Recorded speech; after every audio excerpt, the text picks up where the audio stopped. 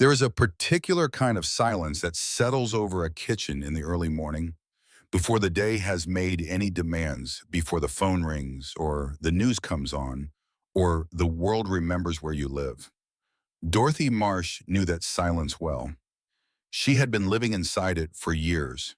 She was 74 years old, and she woke before Walter every morning, without fail, not because she couldn't sleep, but because she liked the hour before he came downstairs.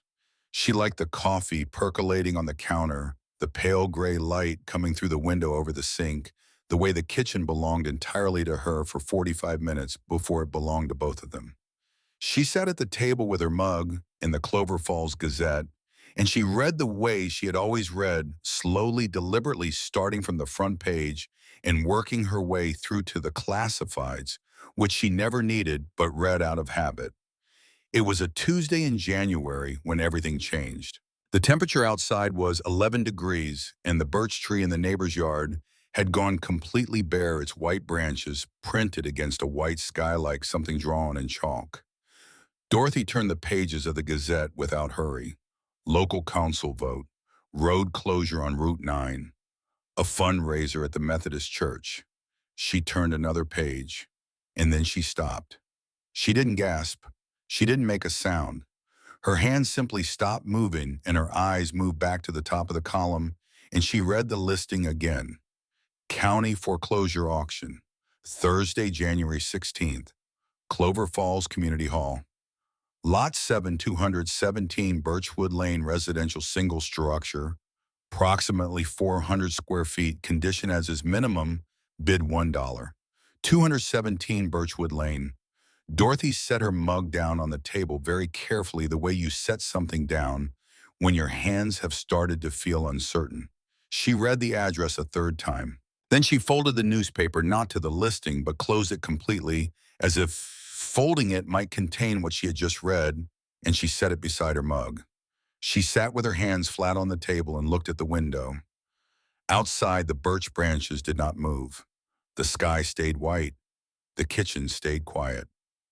When she heard Walter's footsteps on the stairs 7 minutes later, she picked up the newspaper and set it on the counter, face down beside the percolator.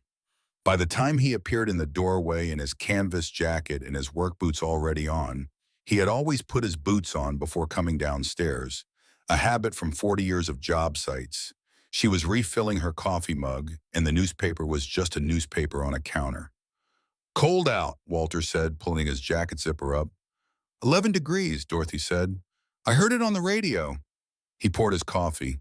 She watched his back. He was 76 years old and still stood straight as a post, the result of 4 decades of walking steel beams and concrete decks and telling other men where the load went. His shoulders had not rounded. His hands had not softened. He was, she had always thought, the most structurally sound person she had ever known. "I'm going for a walk," he said. "Dress warm." He picked up his mug, drank half of it, standing at the counter, set it in the sink, and went out the back door. She heard his boots on the porch steps, heard the latch of the gate, and then he was gone and the kitchen was hers again. She went to the counter and picked up the newspaper. She read the address one more time. Then she went to the closet in the hallway, the one that held the vacuum cleaner and the extra blankets and 3 boxes of things that had followed them from house to house for the past 47 years without ever being fully unpacked. She stood in front of the boxes for a moment. The top box was labeled in her own handwriting in black marker that had faded to brown kitchen, "Misk." The middle box said books. The bottom box, the heaviest one, the one she had packed in the fall of 1974 and repacked without opening every time they moved, had no label at all. She pulled the bottom box out. She did not open it. She carried it to the kitchen table and set it down in front of her chair. Then she sat and put her hands on top of it and looked at it the way you look at something you have been carrying for a long time, without fully acknowledging the weight. She was still sitting there when Walter came back 40 minutes later, his cheeks red from the cold, his boots leaving salt marks on the linoleum. He saw the box. He looked at her. He looked at the box again. "There's an auction Thursday," Dorothy said. 217 Birchwood Lane. Walter was quiet for 3 full seconds. Then he said, I know. She looked up at him. You saw it. Yesterday morning. Before you came downstairs. Why didn't you say anything? He pulled out the chair across from her and sat down. He put his hands around his coffee mug, which had gone cold. Why didn't you? The kitchen was very quiet. I didn't want you to be disappointed, Dorothy said, if it was too far gone. Same reason, Walter said.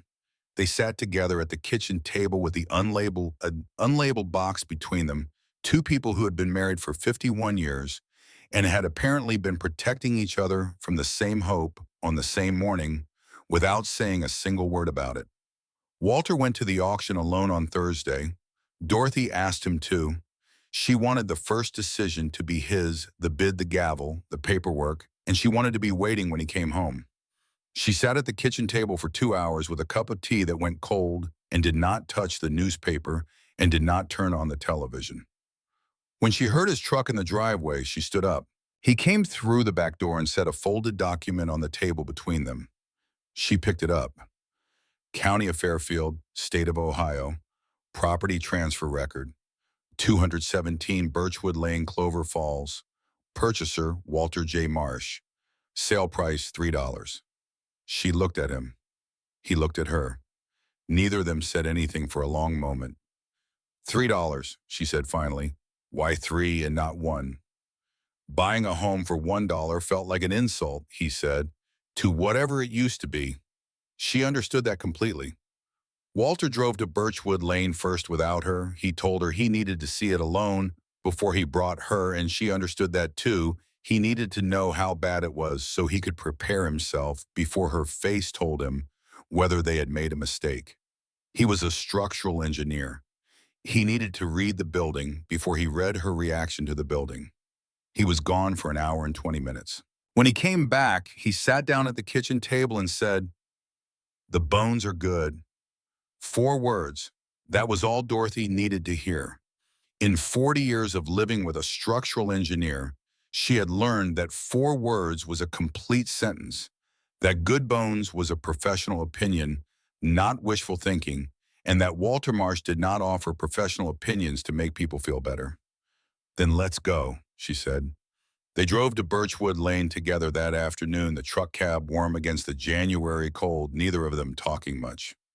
Clover Falls was a town of 4,000 people in central Ohio, flat and quiet and entirely accustomed to its own rhythms. Dorothy had walked these streets for 19 years, had driven past 217 Birchwood Lane hundreds of times without stopping, had watched it decline from a distance the way you watch something that no longer belongs to you, with a sorrow that you do not fully acknowledge, because acknowledging it would require explaining why it matters. Walter parked at the curb. Dorothy looked at the house. It was small. She had forgotten how small. Or perhaps she had remembered it larger because of everything that had happened inside it. 400 square feet of cracked siding and missing shingles and a porch that had split down the center like something tired of holding weight. A mailbox tilted so far to one side it seemed to be conducting a slow surrender. The yard was bare brown dirt, packed hard by years of weather and neglect, with a row of birch trees along the neighbor's fence that were so tall now she barely recognized them. She had planted those birch trees in the spring of 1975. They had been saplings then no taller than her shoulder. Now they were 40 feet high. She got out of the truck and walked past the house entirely. Walter followed her to the edge of the yard and stopped watching her, saying nothing.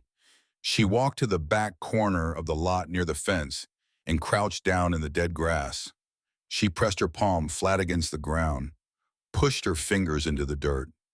The surface was hard and dry, but 2 inches down it gave way to something entirely different. Dark, loose, faintly warm soil that had been composting itself for decades under the accumulated fall of birch leaves, undisturbed, untreated, unmolested by chemicals or paving or the casual violence of neglect. Dorothy lifted a handful and held it up, turned it over in her palm, let it fall through her fingers. "Walter," she said, "feel this." He crouched beside her. She pressed a pinch of soil into his palm. He rubbed it between his fingers. "The birch leaves," he said. 51 years of them, she said. Nobody paved over it. Nobody touched it. While everything above the ground and was falling apart, the ground itself was getting better. She stood and turned slowly, reading the lot the way she had learned to read lots 51 years ago in a classroom at Ohio State Slope, exposure drainage elevation. The lot ran at a natural grade from the foundation toward the street, dropping perhaps 18 inches across 40 feet. The southwest corner sat low, and a heavy rainwater would collect there. "I can work with this," she said quietly, and her voice had a quality in it that Walter had not heard before. Not the careful quality of a woman managing expectations, but the focused quality of a professional assessing a problem she already knows how to solve. He looked at her. She was already walking the perimeter of the lot counting paces. They went inside together. Walter walked her through the damage methodically, the way he had walked job sites for 40 years. Foundation crack in the northeast corner, surface level. No displacement, shrinkage not settling. Subfloor rot in the kitchen and the bathroom, joists underneath sound. Roof deck exposed in 6 places, framing intact. Plumbing disconnected but not destroyed. Electrical functional in one circuit, adequate for temporary habitation. He used the language he had always used, the precise technical language of a man who had spent his life describing what was failing and what was not. And Dorothy listened the way she had always listened, seriously, completely translating his engineer's vocabulary into the parts she needed. And then Walter stopped at the doorway between the main room and the kitchen. He stood there without saying anything. Dorothy came up behind him and looked over his shoulder at the frame.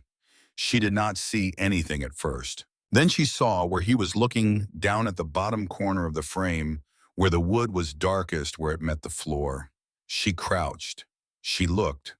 3 small notches cut close together in the wood, each one no longer than a thumbnail. Audai M. Walter. Dorothy. Marsh. She pressed her fingers against the cuts. The wood was hard and dense original pine and touched by the water damage that had reached every other surface in the house. She had forgotten entirely that he had done this. She had been 23 years old, standing in the same doorway on the night they moved in, watching him crouch in the corner with a penknife, and she had said, "Walter, you are going to damage that frame." And he had said, "I already am, Mr. Sam." And she had said, "This is our house, not a tree." And he had said, "Exactly." "I thought you were ridiculous," she said, still crouching, her fingers still on the letters. "You told me I was going to ruin the frame." "You did ruin the frame." "I did," he said, "but it's still there." Dorothy stood slowly, her knees protesting the way they always did now. She looked at him. He looked at her. 51 years of marriage had given them a vocabulary that required very few words, and the word that passed between them now was not spoken aloud at all. They had been right to come back. That evening, Walter sat at the kitchen table in their apartment on the south side of Clover Falls and wrote a list on the back of an envelope: hydraulic cement vapor barrier, treated lumber, architectural shingles, mineral wool insulation. And Dorothy sat across from him and opened the box she had carried from the closet 2 days earlier and had not yet opened. She had not opened it in 11 years. She had not opened it fully honestly with her whole attention since the fall of 1974. She pulled out the first textbook. The cover was faded green, the spine cracked at a 45-degree angle from years of being opened to the same pages. Site Analysis and Grading, second edition. She opened it to the first chapter, and her own handwriting came back to her in the margins, small, precise, the handwriting of a 21-year-old who was taking everything seriously. Questions in pencil, answers in pen sketches in the white space at the top of pages where the text left room. She pulled out the second textbook. Planning, Design Theory, and Practice. Same handwriting, same precision, same evidence of a young woman who had not been playing at education, but building something inside herself that she intended to use. She pulled out the rolls of tracing paper, a dozen of them tied together with rubber bands that had gone brittle and snapped when she touched them. She unrolled the top one carefully, her hands remembering the way paper behaves after long storage, resistant at first, then giving. A park design. She had done this in her junior year, a hypothetical redesign of a neglected city park in Columbus, graded paths through a native prairie planting benches at calculated intervals, a rain garden along the low edge to capture runoff from the surrounding pavement. She had gotten an A. Her professor had written in the margin, "This drainage solution is genuinely elegant. You should be proud of this." She had been proud of it for a very short time. She set the rolls of paper aside and took out the last thing in the box. A framed, simple black wood, the kind that came from the university bookstore and cost $4. She turned it over. Bachelor of Science, Landscape Architecture, The Ohio State University, May 1973. Dorothy Elaine Whitmore, her maiden name. She had been 22 years old. She set the frame on the table and looked at it. Walter had stopped writing his list. He was looking at the frame too. "I didn't know you had a degree," he said. "You knew I studied landscape architecture." "I knew you studied it. I didn't know you finished." "I finished in May of '73.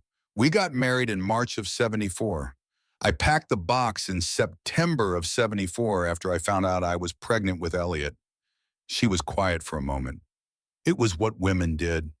You got married and you became what marriage needed you to be. I didn't think I was giving anything up. I thought I was setting it down temporarily." She paused. Temporary lasted 51 years. Walter was quiet.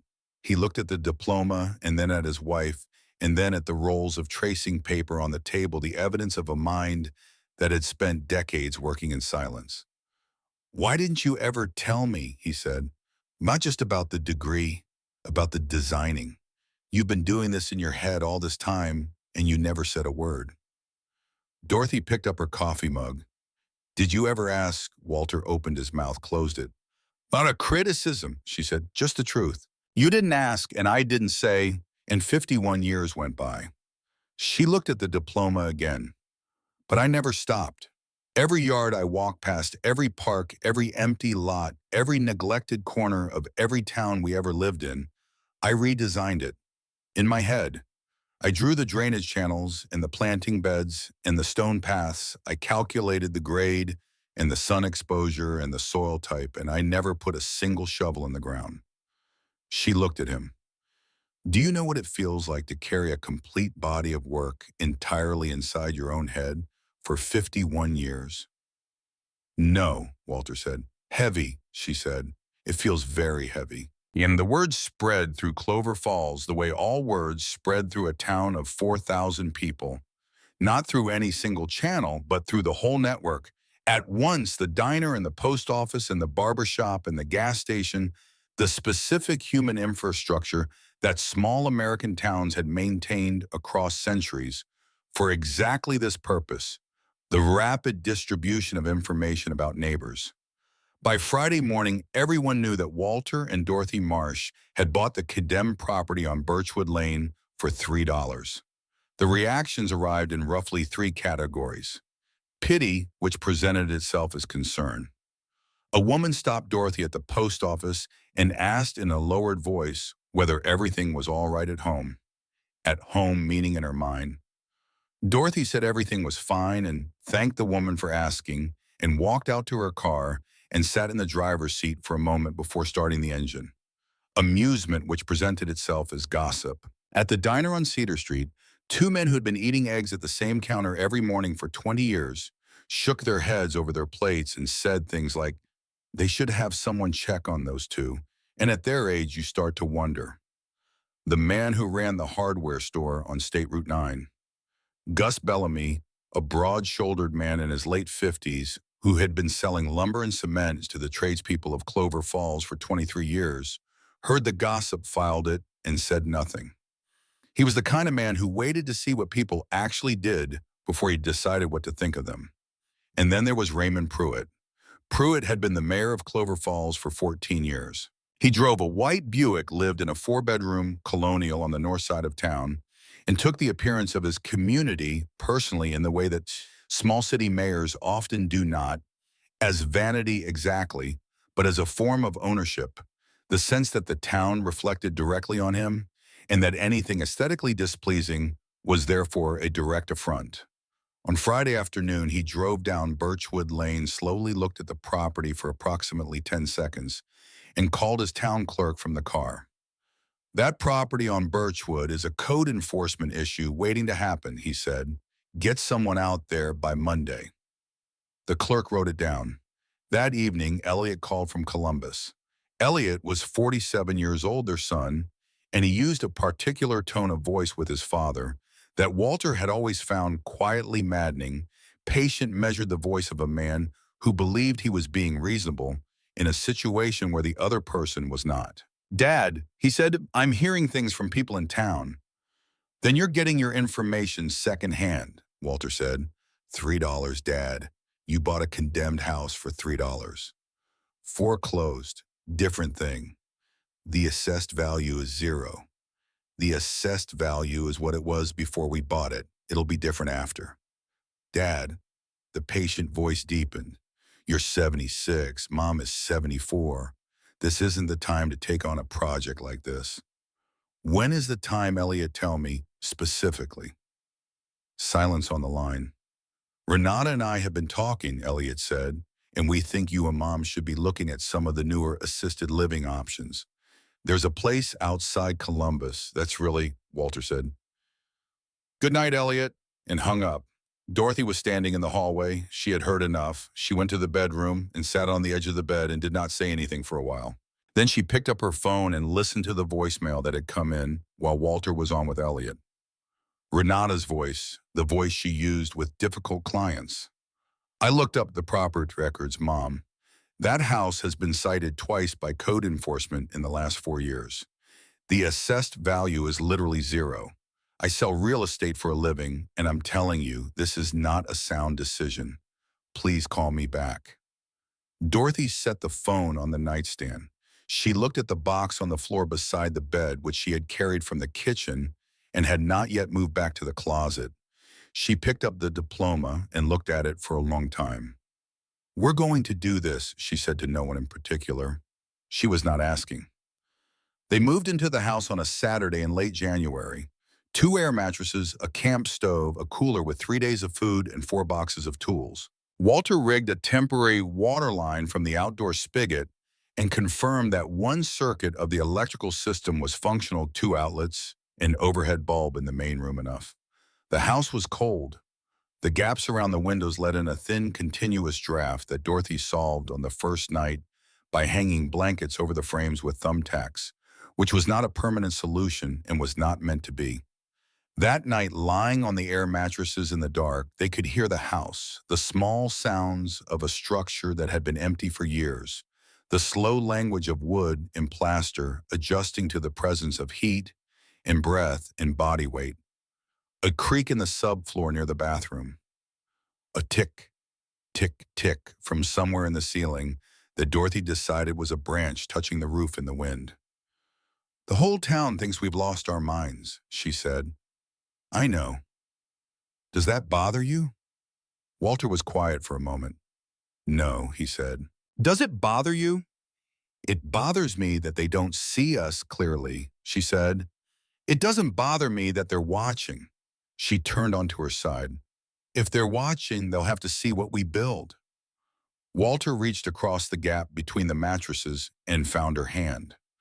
Dorothy lay in the dark and looked at the ceiling, at the water stains spreading from the northeast corner like a map of some country she had never visited, and she thought about the soil, about the way it had felt in her palm, dark, loose, full of years, about the slope of the lot and the angle of the winter sun, and the way water would move across the grade in a heavy rain. She thought about the 3 terrace beds. She was already designing flagstone walls dry stacked to hold each level, each bed angled differently for different light and moisture conditions. Native perennials chosen not for decoration, but for function, a rain garden in the southwest corner to capture everything and let it filter down through gravel and sedge roots before it reached the water table. She had designed it already.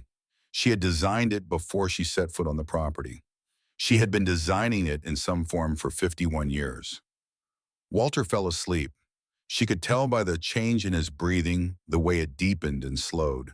He had always been able to sleep anywhere on job sites and airport terminals and hospital waiting rooms during the endless hours before a building inspection. It was one of the things she had always envied about him, that ability to simply close his eyes and go. She lay awake for a long time, her hand still in his. Outside, the temperature dropped to 6 degrees.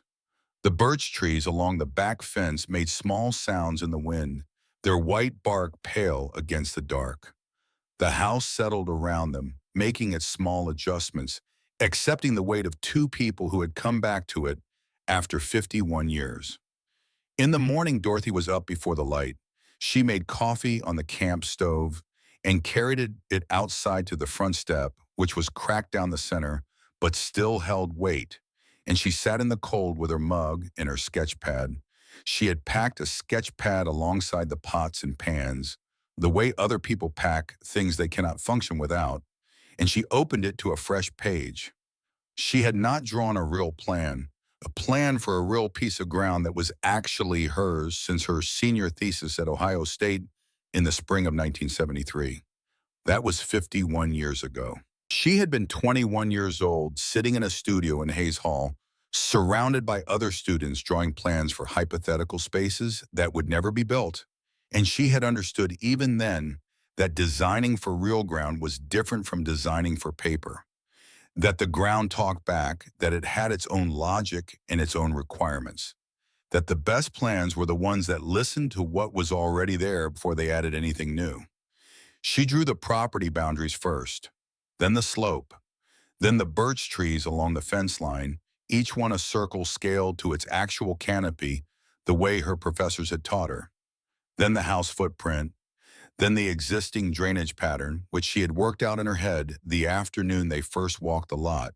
She could see it as clearly as if it were drawn already, the way water would sheet from the foundation toward the low southwest corner in a heavy rain, the way it would collect there and have nowhere to go. Inside, she could hear Walter working, the creak and pop of boards being pried up, the particular sound of a pry bar meeting old nails, the high note of resistance, and then the lower note of release. He had been on the subfloor before 7 in the morning. She drew for 2 hours without stopping. When she filled the 6th page, she heard Walter come to the door and lean against the frame. She looked up.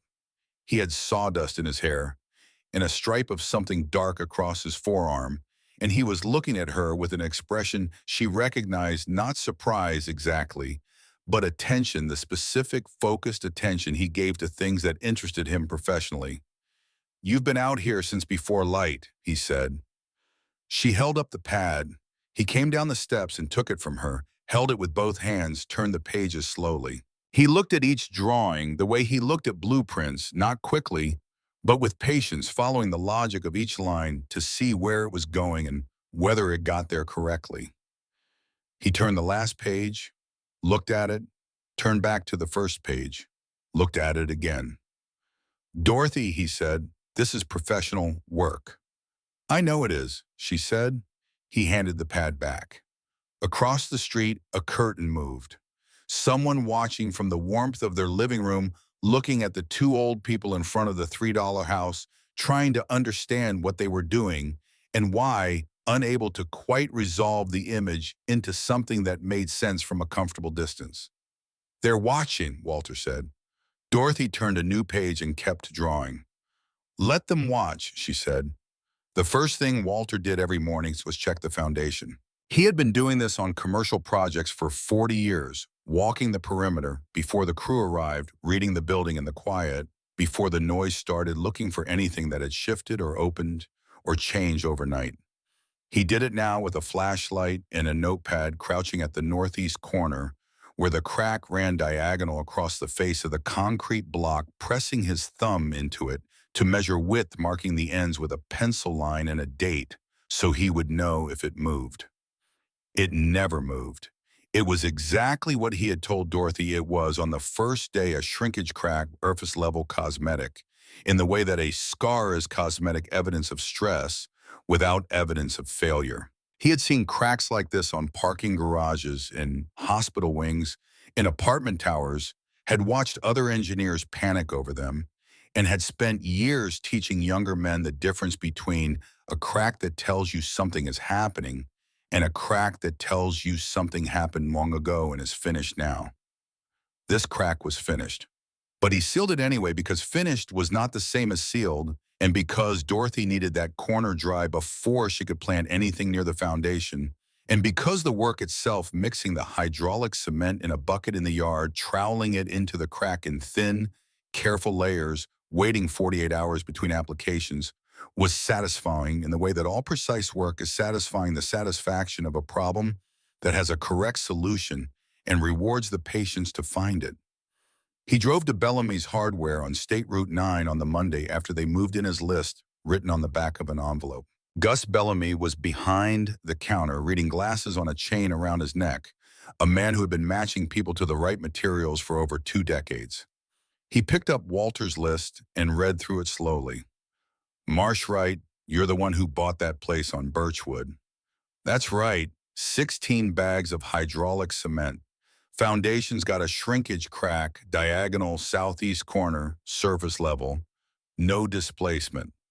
Gus studied him over his glasses. You done this kind of work before? I've been a structural engineer for 40 years. Something shifted in Gus's expression, the specific shift of a man recalibrating his assessment. He set the list down and leaned on the counter. Crack run horizontal or diagonal? Diagonal. Shrinkage not settling. Gus nodded slowly. All right, I'll pull everything. You want contractor rate? You don't have to do that. You're going to be in here a lot. Might as well start the account right.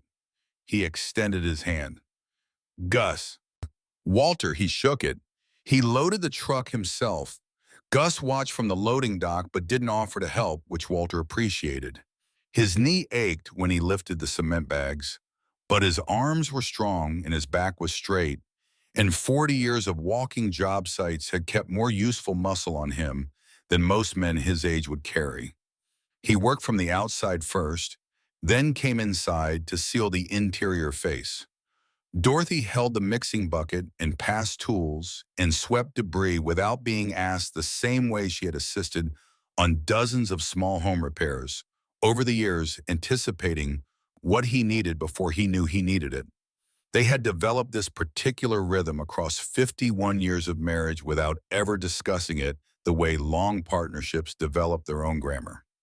How long before we can trust this corner? Dorothy asked. Full cure is 28 days, but it'll hold water in 48 hours. Then I can start the terrace wall by the end of the week. He looked up at her. She was already thinking 3 steps ahead, the way she always had, the way he had simply failed to notice for 51 years, because she had never had a project large enough to make it visible. By the end of the first week, the foundation was sealed on both sides, and Walter had begun pulling up the subfloor. He worked from the bathroom outward, prying up the rotted boards one at a time, treating the joists underneath with a preservative, assessing each section before he touched it. More than half the original white oak was salvageable. He could see it in the grain, tight and clean, under the warped surface layer, the kind of wood that simply was not made anymore, not in the dimensions and the density that builders had used in 1962 when this house was new. He set the good boards aside, carefully stacking them against the wall of the main room in order of size. He would sand and refinish every one of them. He was not going to cover this floor with something new when what was underneath was better than anything he could buy. Dorothy worked outside from first light to last light, and she worked with the focus of someone who had been waiting a very long time. She had ordered flagstone from a quarry 2 counties east, pallets of it arriving on a flatbed truck when the driver was not entirely sure he could get down Birchwood Lane. He managed it barely and left the pallets in the yard with the cheerful indifference of a man whose responsibility ended at delivery.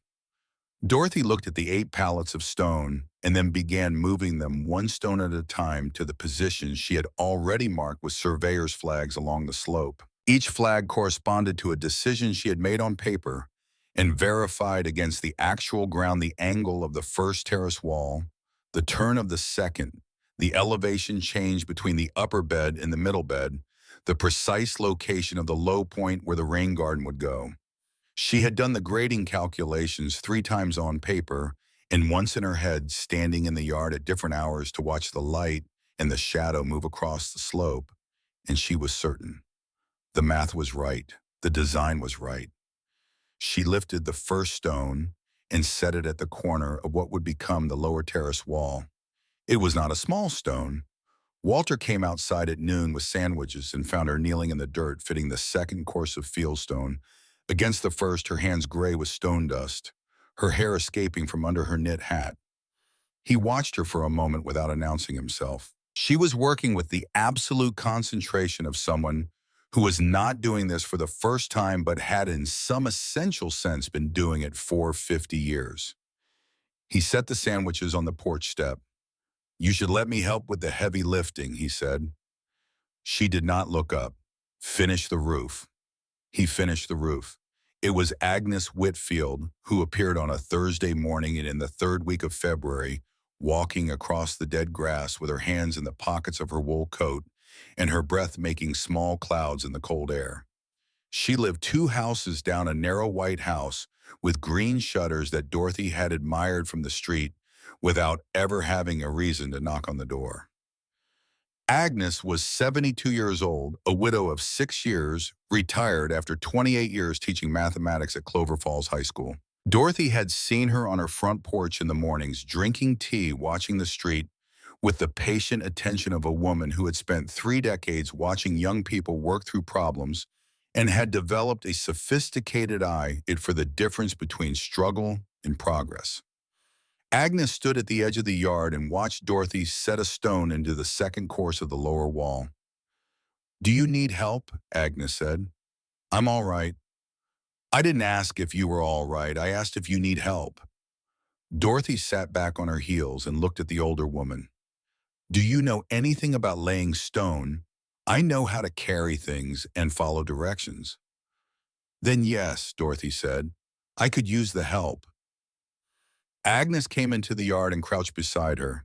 She was not a large woman, but she was steady, and she picked up the work the way certain people pick up physical tasks, without complaint, without performance, with the simple intention of doing it correctly. They worked together for an hour without much conversation, fitting stones against each other, testing the angle of each course, packing gravel behind the wall face for drainage. Agnes was a natural at this. Dorothy realized she had the mathematician's instinct for fitting things together, precisely for seeing how one piece constrained the next.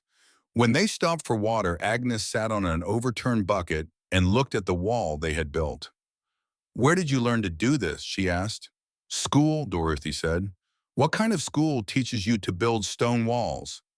"The kind where you get a degree in landscape architecture." Agnes looked at her steadily. "You have a degree in landscape architecture." "I got it in 1973. I was 22. Dorothy drank her water. "Then I got married and packed it in a box." "For how long?" 51 years. Agnes was quiet for a moment. A car passed on the street. Somewhere on the next block, someone was running a snowblower, though there had been no snow for a week. Agnes looked at the staked yard, the string lines marking the beds that did not exist yet, the terrace walls taking shape along the slope. "I taught mathematics for 28 years, Agnes said. "I was good at it. I believed in it, but I never felt like I was really teaching, really reaching anyone until the year before I retired, when my granddaughter was struggling with algebra, and I sat with her at my kitchen table every Tuesday night for 6 months. She paused. Small table, no textbook, just the two of us and a pencil, and as much time as she needed. She passed the class, but what I remember is what it felt like to actually use what I knew for someone specific in a way that mattered." She looked at Dorothy. "I think I understand what you're saying." Dorothy nodded. She picked up the next stone, set it into the wall. Agnes came back the next morning. And the morning after that, She started bringing a thermos of tea and sandwiches wrapped in wax paper, and the two women worked side by side through February and into March, while Walter worked inside the house, the sound of his hammer and his saw coming through the walls at regular intervals like a kind of punctuation. The code enforcement officer arrived on a Monday morning in the second week of February. He was young, Dorothy guessed 28, and he carried his clipboard with the self-consciousness of someone who was not entirely sure he was doing the right thing, but had been asked to do it by someone whose job it was to ask. He had a town seal on his polo shirt and a careful expression on his face. Walter met him at the front walk. "Mr. Marsh," the officer said, "I'm with the Clover Falls Building Department. We've received a complaint regarding unpermitted work on this property." Walter reached into the back pocket of his work pants and removed a folded envelope. He opened it and took out 4 documents, each one stamped with the county seal, each one signed by the county building inspector. He handed them to the officer. "Foundation repair," Walter said. "Roof replacement, electrical update, plumbing reconnection. I pulled these the morning after I bought the property, before I drove a single nail." He watched the officer turn the pages, checked the dates, read the inspector's notes.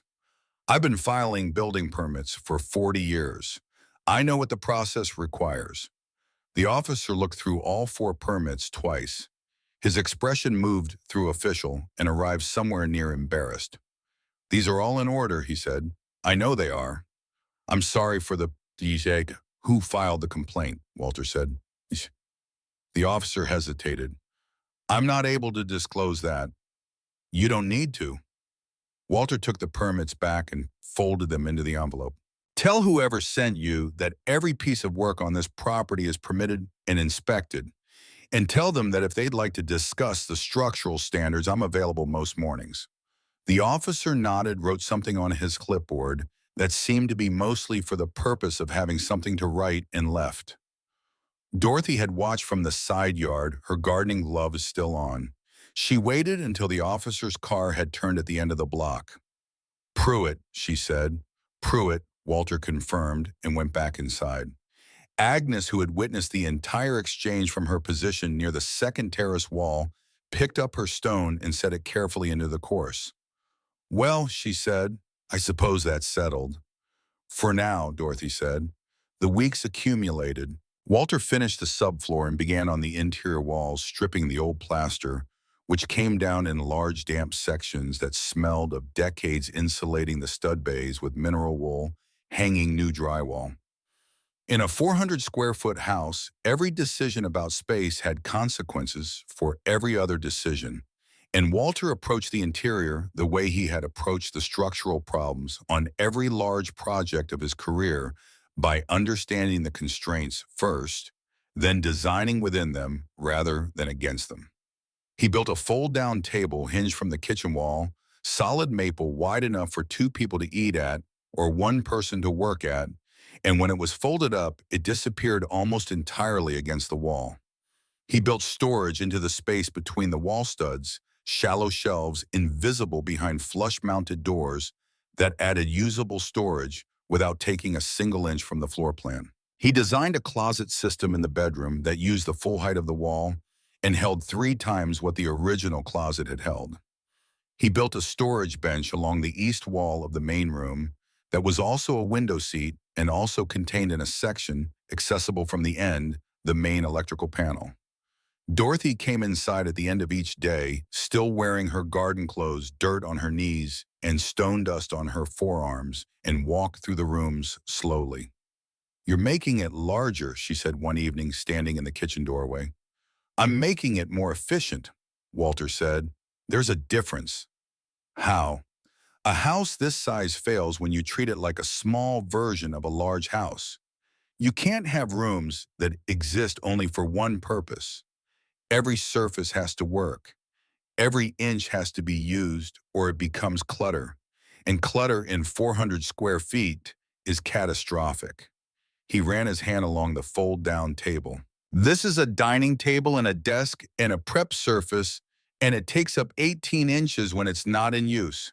The old kitchen table took up 36 square feet and did one thing." Dorothy looked at the table, Then she looked at him. "You've been thinking about this for a long time," she said. "Since January," he said. "Since I walked in the first time and read the space." "That's what I do too," she said. "With land. I walk it and I read it." "I know," he said. "I've watched you." She looked at him. "Have you? Every morning for the past 6 weeks. Before you know, I'm watching." She turned back to the kitchen and opened the cabinet above the new sink which Walter had reinstalled level and secured properly to the wall. "Then you know what I'm building out there." "I know the structure of it," he said. "I know the engineering, but I don't know what it's going to look like when the plants come in." "It's going to look like something that was always supposed to be there," she said. "That's what good landscape design looks like," not added, revealed. He looked at her. "That's what I've been trying to explain to younger engineers for 40 years, he said, "except about buildings." She smiled at him, a real smile, the private kind. "Maybe we've been doing the same work this whole time, Doctor." The plants arrived in the third week of March, 6 flats of native perennials from a nursery 40 miles north that specialized in Ohio prairie species, each plug wrapped in damp newspaper and packed in a shallow cardboard tray.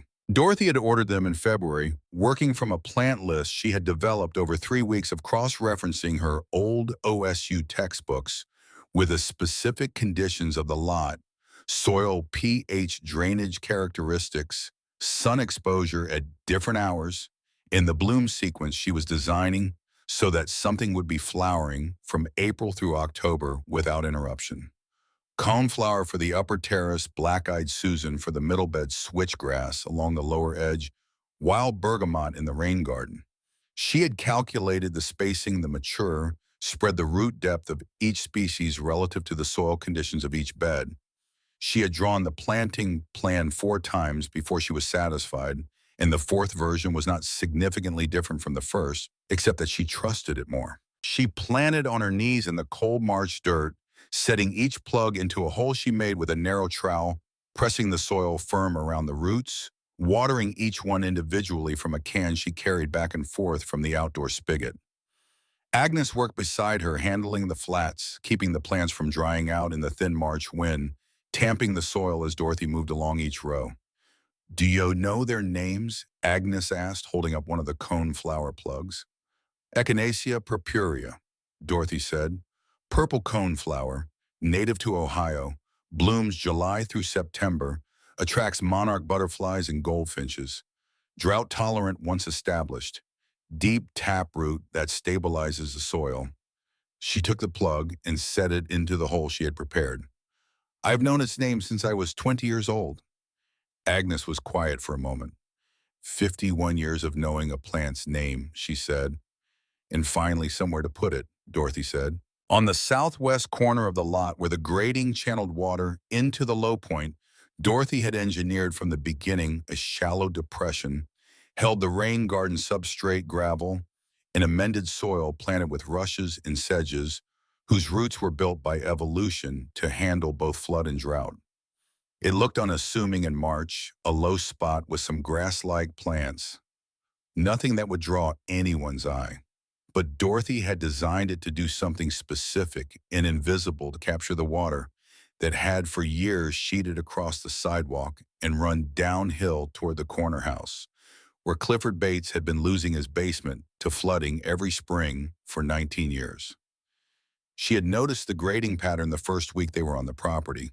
She had not mentioned it to anyone. She had simply designed the solution into the land and waited to see if it worked. It was on a Saturday in early May that Elliot and Renata came. They did not call ahead. Dorothy found out later that they had been talking on the phone every week since January. Long, worried calls that had grown more structured over time, more like planning sessions than conversations. Elliot had driven from Columbus to pick up Renata at the airport. They had discussed what they would say in the car. They had, Dorothy would learn much later, spoken to a lawyer about something that neither of them had the courage to name directly in her presence. She was on her knees in the middle terrace bed when she heard the car doors. She looked up and saw her children standing on the sidewalk in front of the house, side by side, wearing the matching expressions of people who have rehearsed something. Renata's eyes moved across the yard, the surveyor's flags, the flagstone pallets, the terrace walls rising in their careful courses, the bare soil of the planted beds where nothing was visible yet above the ground. Her face settled into something careful and controlled. "It's worse than I thought," Renata said quietly to Elliot. Not quietly enough. Dorothy heard it. She set down her trowel and pulled off her garden gloves and stood up slowly, her knees aching from the cold ground. "Come inside," she said. The interior stopped them in the doorway. Elliot stood at the threshold and looked at the main room with an expression Dorothy had not seen on his face since he was a child, encountering something he could not immediately categorize. The drywall was up, unpainted still, but straight and clean. The subfloor was new plywood and patches white oak. In the sections Walter had restored, the two materials making a kind of map of what had been damaged and what had been saved. The fold-down table was open against the kitchen wall, level and square. The built-in shelves lined the main room, each one loaded with Walter's tools and their books, and the things that had accumulated in 6 weeks of actually living in the space. The ceiling was clean. The light through the new windows fell in long rectangles on the floor. Renata moved past Elliot into the room. She ran her hand along the built-in shelving, checking the level with her palm the way she checked finishes in every house she showed instinctively professionally. "Dad built all of this," she said. "Your father built all of it," Dorothy said. Renata turned to look at her. She was 44 years old, their daughter, and she had her father's directness and her mother's precision, and she wielded both of them with the confidence of a woman who had spent 2 decades being right about property. "Mom," she said, "we need to talk about your living situation." "Then sit down," Dorothy said. They sat, Elliot and Renata, side by side on the storage bench, Walter leaning against the kitchen door frame with his arms crossed, Dorothy standing in the center of the room. Elliot did the talking first the way he always did, the patient, measured voice, explaining what he and Renata had researched, what options existed, what made sense for people their age who were. And he chose his words carefully here, taking on more than was reasonable. Renata added the numbers, the original assessed value, the cost of materials to date, the projected cost of completion, the time they had already spent, the physical demands. Dorothy listened to all of it. Then she went to the bedroom and came back with the cardboard box. She set it on the fold-down table. She opened it. She did not rush, and she did not perform. She simply took out each item with the matter-of-fact deliberateness of a woman who knew exactly what she was doing. The textbooks, the rolls of tracing paper. She unrolled them carefully on the table. The park design from her junior year, the botanical garden redesigned from her senior thesis, the grading and drainage calculations that ran across 6 pages of tracing paper in precise pencil lines. She spread them out until they covered the entire surface of the table, overlapping at the edges. Then she took out the diploma and set it on top. Elliot stared at the drawings. Renata picked up the corner of the park design and looked at it. The planting zones, the drainage arrows, the elevation contours, the bench placements calculated for shade and view lines. She held it with both hands and, her expression, which had been carefully controlled since she arrived, became something less controlled. She sold houses for a living. She knew what professional drafting looked like. She knew what it meant when someone's lines were that precise, when the calculations were that thorough, when the design showed not just aesthetic intention, but engineering logic. She had seen landscape plans and hundreds of property listings. She had never seen one drawn by hand with this level of competence. She looked at the diploma. "Mom," she said, "I graduated in May of 1973, Dorothy said. "I was 22 years old. I married your father in March of 1974, and I packed this box in the fall of that year, and I have moved it from house to house for 51 years without ever fully opening it." She looked at both of her children. "In those 51 years, I have redesigned every yard I ever walked past. Every park, every empty lot, every neglected corner of every town we have ever lived in. I calculated the drainage and selected the plants and designed the stonework, and I did it in my head in silence, and I never told anyone and no one ever asked. She nodded toward the window, toward the yard outside. What you are looking at out there is the first real project I have ever built. The design is mine. The engineering is mine. The planting plan is mine. That is 51 years of professional training finally meeting a piece of ground. The room was very quiet. Renata set the park design down slowly. She looked at her brother. Something passed between them, a recalibration, a revision of a story they had been telling themselves, the specific discomfort of discovering that a person you thought you understood has been all along considerably more than you imagined. We didn't know, Elliot said. No, Dorothy said. You didn't. He heard the distinction. They both did. Elliot asked to walk the yard before they left. Dorothy took him through it, explaining the design in the same language she had used when she explained her thesis projects to her professors 51 years ago, specific, technical, unambiguous. The drainage engineering, the terrace elevations, the plant selection logic, the rain garden in the southwest corner designed to capture the runoff that had been pooling against the foundation of Clifford Bates's house on the corner every spring for nearly 2 decades. Elliot listened without interrupting. At one point, he crouched beside the lower terrace wall and pressed his hand against the stone the way his mother had pressed her hand against the soil on the first day, trying to understand something through touch. When they left, the hugs at the door were brief and carried the slight stiffness of people who were still processing something large.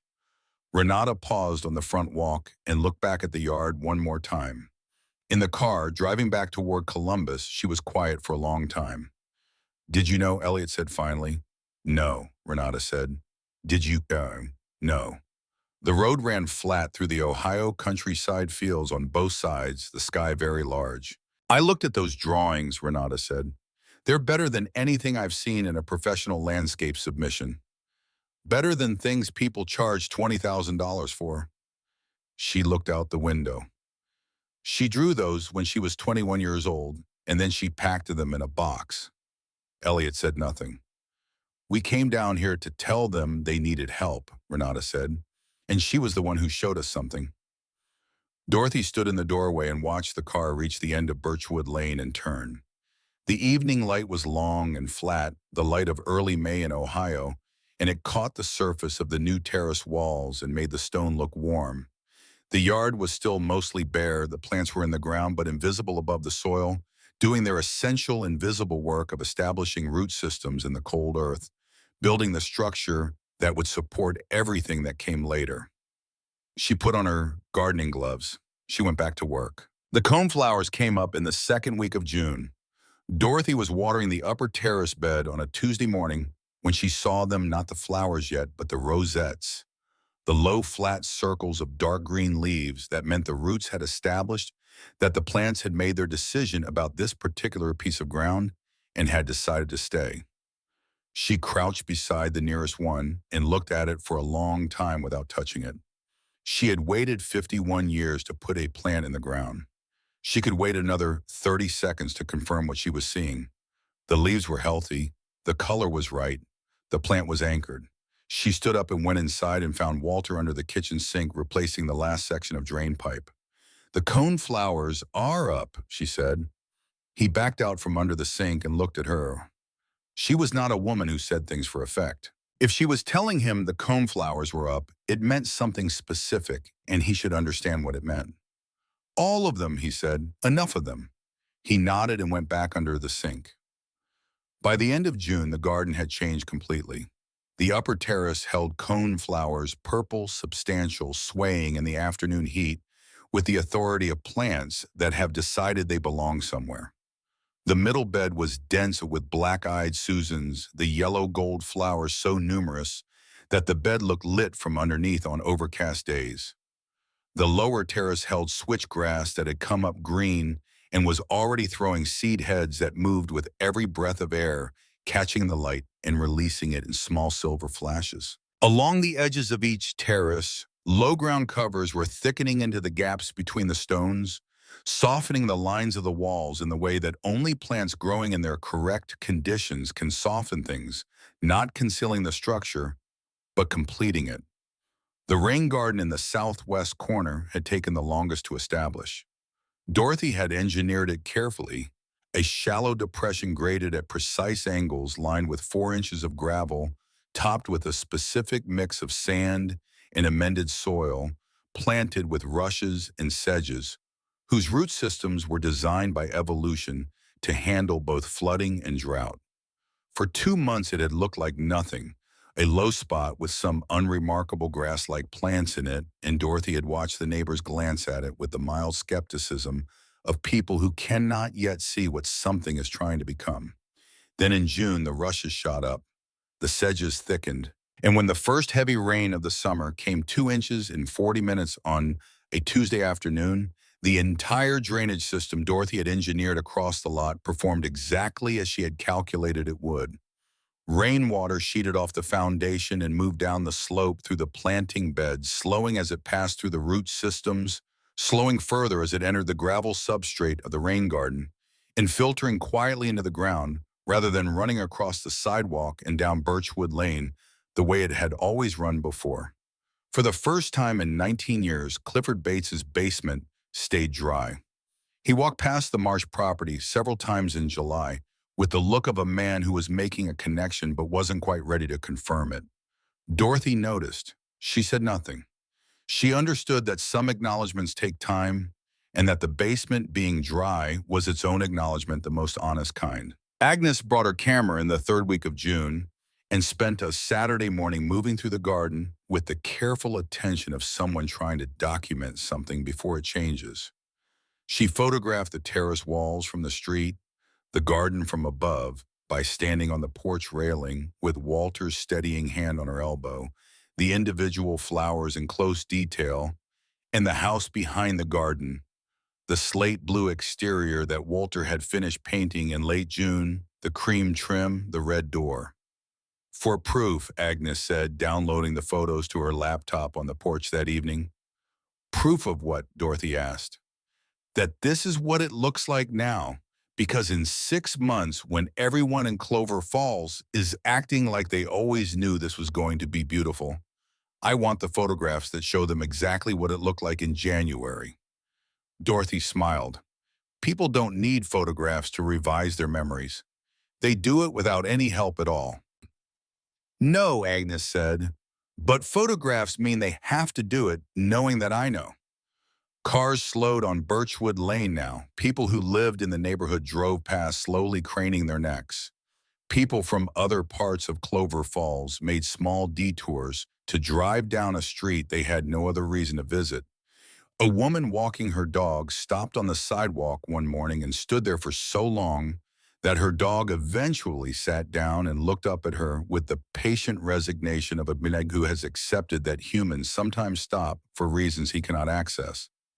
A man Dorothy recognized from the diner on Cedar Street pulled up one afternoon while Walter was on the porch reading. He rolled down his window and said, "Marsh, I owe you an apology. I said some things back in January I shouldn't have." Walter put his book down. "Your wife do all that," the man said, nodding at the garden. "Every bit of it," Walter said. The man shook his head slowly.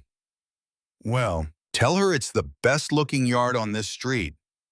Walter said, "It's the best-looking yard in town," and picked up his book. The reporter from the Fairfield County Recorder came on a Wednesday afternoon in early July.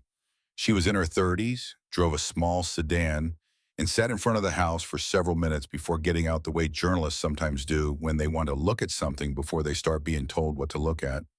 She had a camera and a notebook and a way of asking questions that suggested she already knew the shape of the story and was looking for the specific details that would make it real. Dorothy told her everything. The auction, the $3 bid, the cracked foundation, and the leaking roof. Walter's 40 years as a structural engineer. The degree in landscape architecture that had spent 51 years in a cardboard box. The mayor who had called the property an embarrassment, the code enforcement visit that found nothing to cite. The children who had come down in May, expecting to find a crisis and found instead a woman spreading professional drawings across a fold-down table. Agnes and the stone walls, the rain garden, the cone flowers. The reporter wrote it all down in a notebook with a wire spiral that she kept bending back against it itself as she wrote. "Can I ask what made you finally do it?" the reporter said. "After 51 years. Dorothy thought about the question seriously the way she thought about all serious questions. "I saw an address in the newspaper," she said, "and I recognized it. And I understood that this specific piece of ground with its specific soil and its specific slope and its specific history was the only place I was ever going to be able to do this work. The only place that was actually mine." She looked at the garden. "I think I had been waiting for this place without knowing I was waiting for it. And when I saw the address, something that had been very patient inside me for a very long time simply stopped being patient." The reporter looked at her for a moment. Then she wrote something down. The article ran the following Thursday on the front page of the Recorder below the fold, but with a photograph that took up half the page, the garden in full summer bloom, the slate blue house behind it, Dorothy standing at the edge of the upper terrace, in her garden clothes with her hands loose at her sides, not posed, simply present. The headline read, $3 in 51 years, the Clover Falls property that nobody wanted and what one woman did with it. Agnes brought a copy to the house before 8 in the morning. Dorothy read it at the kitchen table with her coffee. Walter read it over her shoulder. Agnes sat across from them and watched their faces. The article was 1,200 words. It quoted Dorothy and Walter and Agnes and a county building inspector who had reviewed the permitted work and said without being prompted that the structural quality was better than 90% of what he saw from licensed contractors. It described the garden in specific botanical language that told Dorothy the reporter had done her research. It mentioned the rain garden and its effect on the neighborhood drainage without naming Clifford Bates, which was a courtesy Dorothy appreciated. It mentioned Raymond Pruitt by name.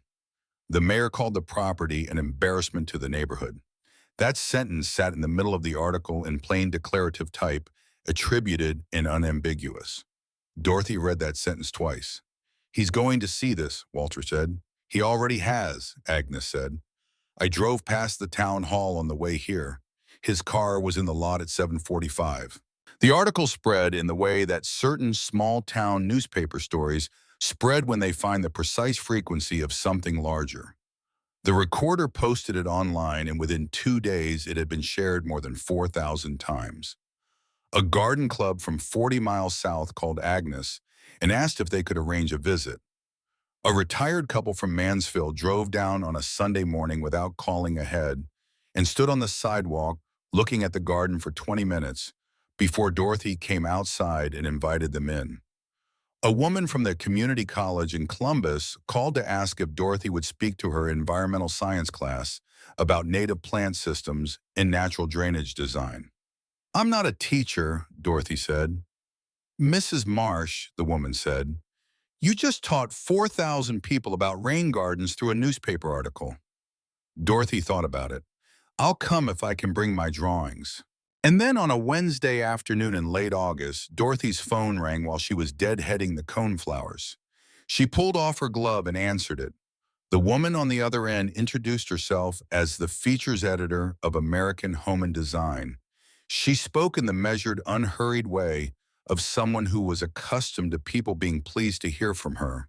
She explained that the magazine had come across the Recorder article, that they had been looking for exactly this kind of story, a story about craft and patience, and the specific American belief that a piece of neglected ground can be restored to something better than it was before, and that they would like to send a photographer and a writer to spend 2 days at the property for a full feature. Dorothy listened to all of this standing in the upper terrace bed with one hand still holding a spent coneflower head. 6 pages, the editor said. Full color, November issue. "I'll need to speak with my husband," Dorothy said. She found Walter on the porch sanding the railing he had built the previous week. She stood at the bottom of the steps and looked up at him. A magazine called, she said. He set down the sandpaper. American Home and Design. They want to do a 6-page feature. Photography, a writer, 2 days. Walter looked at her. She looked at him. The afternoon was very still, the garden behind her in full late summer color, the house clean and solid behind him. Better finish this railing then, he said and picked up the sandpaper. The photographer arrived on a Tuesday in September.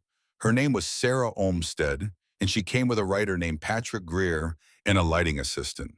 They brought a van full of equipment that Sarah spent the first 40 minutes of the first day not touching. She walked the property instead. She walked it the way Dorothy had walked it in January, slowly reading it, crouching to look at the terrace walls from the level of the ground, standing at the far corner to look back at the house through the garden going inside and moving through the rooms without speaking, her hands occasionally reaching out to touch a surface without thinking about it. She stood for a long time at the kitchen doorway. Then she crouched and looked at the bottom corner of the frame. "What are these?" she said. "My husband carved them when we moved in the first time," Dorothy said. 1974. Sarah looked at the 3 notches WDM and then looked up at Dorothy. "The first time," she said. "We lived here from 1974 to 1978. When we bought it at auction in January, it had been through several owners. But the initials were still there." Sarah stood up slowly. "That's the story," she said. "I thought the story was the garden," Dorothy said. "The garden is part of the story," Sarah said. "But this is the story." She shot for 2 full days. Morning light in the garden when the coneflowers caught the low eastern sun and turned a deeper purple than they showed at any other hour. Afternoon light through the kitchen window falling in long parallels on the restored white oak floor. Walter on the porch with his coffee, simply there the way he was every morning. Dorothy on her knees in the middle terrace bed, with her hands in the soil and her face turned towards something in the plants that the camera could not quite resolve but could feel. The carved initials in the doorframe. Patrick spent 45 minutes with Dorothy at the fold-down table asking questions and writing things down in a narrow reporter's notebook, and Dorothy answered everything directly and completely. The article published in the November issue with a cover line that read, "She waited 51 years. Then she built something extraordinary." Inside the spread ran 6 pages. The photographs were extraordinary in the specific way that honest photographs of real things are extraordinary, not styled or staged, but accurate, capturing the garden and the house, and the 2 people who had made them with the straightforward beauty of things that have been done correctly. The headline read, $3 in a lifetime, the house that came home. The response exceeded anything Dorothy had anticipated. The magazine's online version was shared 50,000 times in the first week. A regional television station called. A podcast about American vernacular architecture devoted an episode to the property. Emails arrived through the magazine's website from women who had packed their own degrees into their own boxes, from retired men who had read the article and sent it to their wives without explanation, from young people who had forwarded it to their parents with notes that said, "I think this is about you," from strangers who simply wanted to say that it had mattered to them that they had read it and felt something shift. Agnes read every forwarded email that Dorothy showed her and said nothing except once quietly, 51 years of drawing in your head, and it only took one garden to show everyone who you were. The letter from the county assessor's office arrived on a Thursday morning in October. Walter opened the envelope at the kitchen table. "Read the number." Set the letter down. Dorothy was across from him with her sketch pad working on a planting plan for Clifford Bates's side yard, which Clifford had finally come to ask her about 2 weeks earlier, standing at the fence with the slightly formal manner of a man asking for help for the first time. She looked up. "What?" she said. Walter turned the letter and slid it across the table to her. She picked it up. "Read it." Set it down. $530,000, she said. "That's the assessed value." She picked the letter up again and read the line items carefully, professionally designed landscape elements, quality of structural restoration, historic character of the improved property, regional media, attention indicating market significance. For 400 square feet, she said, for 400 feet with a professionally designed landscape and a magazine feature and a rain garden that improved the drainage for the whole block, Walter said. He leaned back in his chair. You know what Raymond Pruitt's house is assessed at? Dorothy looked at him. I looked it up last month, Walter said. 4-bedroom colonial on Sycamore, best maintained private residence in Clover Falls by his own description more than once in public. He paused. $410,000. Dorothy set the letter down on the table very carefully. Our $3 house, she said slowly, is worth more than the mayor's property. By $120,000, Walter said. They looked at each other across the table in the kitchen of their 400-square-foot house in the thin October light coming through the window they had replaced in February, falling on the white oak floor that Walter had sanded and sealed in June, and neither of them said anything for a long moment. Then Dorothy picked up her pencil and went back to Clifford Bates's planting plan. The news reached Raymond Pruitt at 4:30 in the afternoon through the town clerk, who had looked up the public record out of simple curiosity after hearing about it at the diner. Pruitt sat in his office for a while after the call ended and did not issue any statements. He looked at the framed photograph on his wall, the town seal, the ribbon cutting at the new library 3 years ago, and he thought about a sentence he had said into a telephone in January that had since appeared in print in a regional newspaper and a national magazine and had been read by somewhere between 50 and 100,000 people. That property on Birchwood is an embarrassment to the neighborhood. He thought about that sentence for a while. On a Saturday in late October, Dorothy was midway through a workshop in the front yard. 31 people arranged along the flagstone paths, some sitting on the lumber benches Walter had built, some standing, all of them looking at Dorothy, who was explaining the relationship between soil structure and plant selection with the focused energy of someone who had been waiting a long time for a room large enough to hold what she knew. She heard the car before she saw it, the particular sound of a large American sedan, low and unhurried. She kept talking. She was explaining why compacted clay soil required a different approach to rain garden design than the sandy loam conditions she had worked with on Birchwood Lane, and she watched from the edge of her attention as a white Buick came down the street and parked at the curb. Raymond Pruitt got out. He walked through the gate and along the flagstone path, and 31 people watched him come without saying a word, the silence of a crowd that recognizes a specific kind of moment arriving and chooses to let it arrive without interference. He stopped in front of Dorothy. He did not look at Walter, who was standing near the porch with his arms crossed and his expression neutral. He looked at Dorothy. Mrs. Marsh, he said. Raymond, she said. He looked at the garden, really looked at it, the way Dorothy had noticed people beginning to look at it, not with the quick assessing glance of someone deciding how they feel, but with the slower attention of someone who has already decided and is trying to understand why it took them so long. I was wrong, he said, when I called this property an embarrassment. I was looking at what it was instead of what it was capable of becoming, and I was wrong. 31 people were listening. Pruitt was aware of this too and had come anyway, and Dorothy understood that coming anyway was itself a kind of statement. Thank you, Raymond, she said. Her voice was even neither warm nor cold, the voice of a woman who accepts an apology without performing either its rejection or its embrace. Pruitt nodded. He seemed about to leave, and then he said, I have a drainage problem on the north side of my house. Heavy clay. I've put in 2 French drains and they both failed. Dorothy looked at him.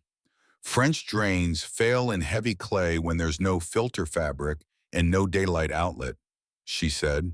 You need a curtain drain with a proper aggregate bin and an outfall at the back of the lot. Come to the next workshop, 3rd Saturday of November. She turned back to her audience. Now, where were we? The workshop continued. Agnes caught Dorothy's eye from across the yard and said nothing, only smiled the small, precise smile of a woman who has watched things develop over a long period of time and is satisfied by how they have come out. In December, Dorothy built something in the garden that she did not show Walter until it was finished. She had been planning it since October, working from a sketch she had drawn late one night at the kitchen table, while Walter slept a design she had not shared with Agnes or with anyone else. She ordered fieldstone from the same quarry she had used for the terrace walls, rounded warm in the browns and grays of the Ohio riverbed. She had Agnes help her carry the stones from the delivery pallets to the center of the garden where the three terraced beds converged at a natural gathering point that Dorothy had designed into the landscape from the beginning.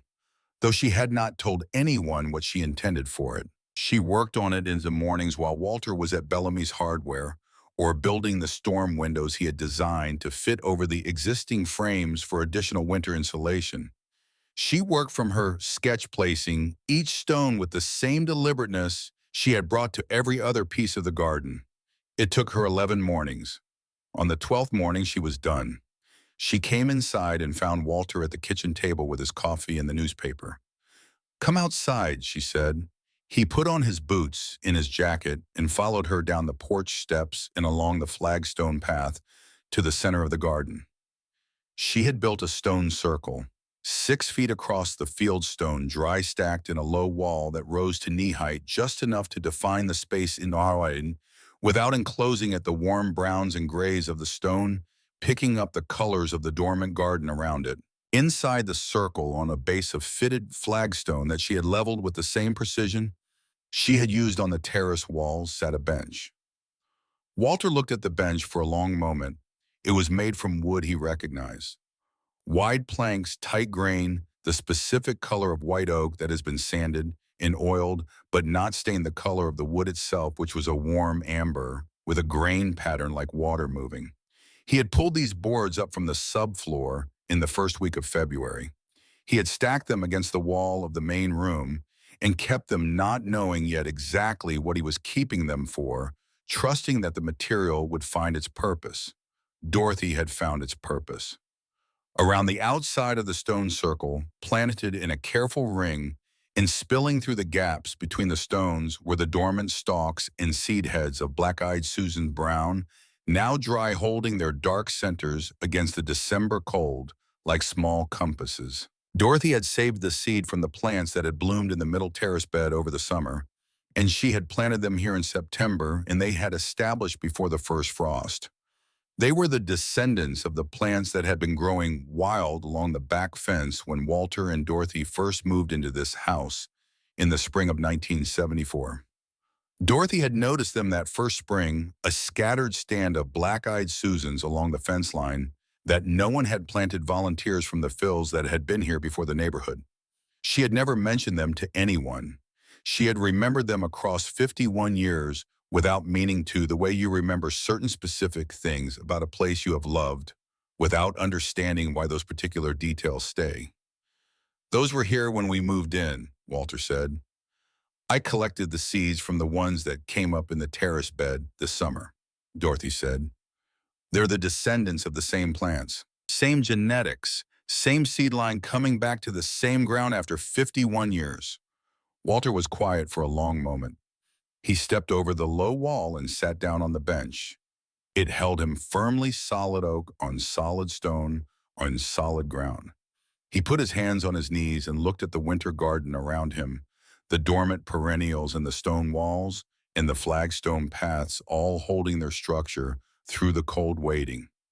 Dorothy stepped over the wall and sat beside him. Their shoulders touched. The garden was quiet. The December air was cold and still and carried the faint scent of something dormant, something that was simply waiting for the temperature and the light to change. "Best thing I ever built was not a bridge," Walter said. "It wasn't a hospital wing or a parking structure or any of the things I put my name on." Dorothy waited. "It's right here," he said. She leaned against his shoulder. "It's right here," she said. Elliot came the following weekend. He drove from Columbus on Friday evening and slept on the air mattress in the main room, the same air mattress his parents had used their first week in the house. On Saturday morning, he stood in the garden with his coffee and looked at the stone circle and the bench and the dormant black-eyed Susans for a long time. Then he went inside and found Walter at the fold-down table with his drawings. "Dad," he said, Let me help you build a greenhouse. Behind the house along the back fence. I'll come down on weekends. Walter looked at him. You don't know how to build a greenhouse? Then teach me. They started the following Saturday. Elliot bought the lumber and the polycarbonate panels. Walter drew the plans on the fold-down table, 8 by 12, south-facing, simple and tight.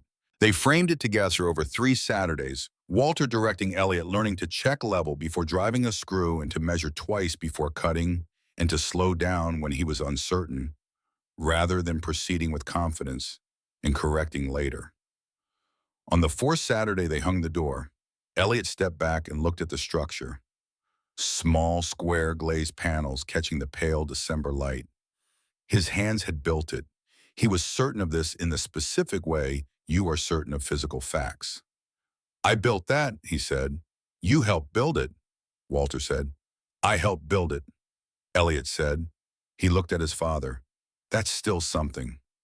Renata came in mid-December. She brought pastries from a bakery in Chicago and sat in the garden with Dorothy in the thin winter light, wearing her good coat and not caring about the cold the way she usually did, asking questions about the planting plan and the soil amendment process, and why Dorothy had chosen rushes for the rain garden instead of the ornamental grasses that were more commonly used in residential designs. Dorothy answered everything. She talked about root systems and hydrology and the difference between plants that look good in a garden center and plants that actually do the work the ground needs them to do. She talked about the bloom sequence she had designed across the 3 terrace beds so that something was always flowering from April through October, the specific calculations she had made about color and height and the particular hours of sun each bed received. Renata listened with the complete attention of someone who is learning something they should have learned a long time ago and has decided not to waste the opportunity by being distracted by that fact. I look at this yard, Renata said finally, and I think about how many properties I've walked through in 20 years, how many landscape assessments I've read, how many times I've described a garden as mature and established without having any idea what that actually meant. Now you do, Dorothy said. Now I do. Renata looked at her mother. Mom, I called a lawyer in March about conservatorship. Dorothy looked at her. I know, Dorothy said. Agnes told me. Renata closed her eyes briefly. I'm sorry. You were frightened, Dorothy said. I understand being frightened for people you love. What I couldn't accept was being invisible, being looked at and not seen. I see you now, Renata said. I know you do, Dorothy said. That's what matters. When Elliot and Renata left that evening, the hugs at the red door were different from the ones in May. Longer. Renata held her mother with both arms and did not rush the ending of it. Elliot shook Walter's hand and then abandoned the handshake and put his arms around his father instead. And Walter led him and patted his son's back in the specific way of fathers who are not given easily to demonstration. After the car pulled away, Walter and Dorothy sat in the 2 chairs on the porch in the cold December dark. The garden was invisible around them, but present. They could feel it the way you feel a well-built room, even with your eyes closed, as a quality of the air, a specific kind of stillness. Agnes's porch light was on 2 houses down. Clifford Bates had put a wreath on his door. Somewhere on the block, someone was playing music low enough that it reached Birchwood Lane as only rhythm, the ghost of a melody. They saw you, Walter said. They did. Dorothy pulled her coat closer. It took them 3 visits and a magazine article and a tax assessment, but they got there. Some people need to be shown things more than once. Some people need to be shown things more than once, she agreed. She was quiet for a moment. Walter. Yeah. I'm glad you lied about the furnace filters. He reached over in the dark and found her hand. They sat on the porch of the $3 house on Birchwood Lane in Clover Falls, Ohio, while December settled over the street and the garden waited in the cold for what it already knew was coming. The specific patience of planted things which do not doubt the spring, which simply hold their structure through the dark and the cold and trust that the work they did underground will be enough when the light changes. It always is.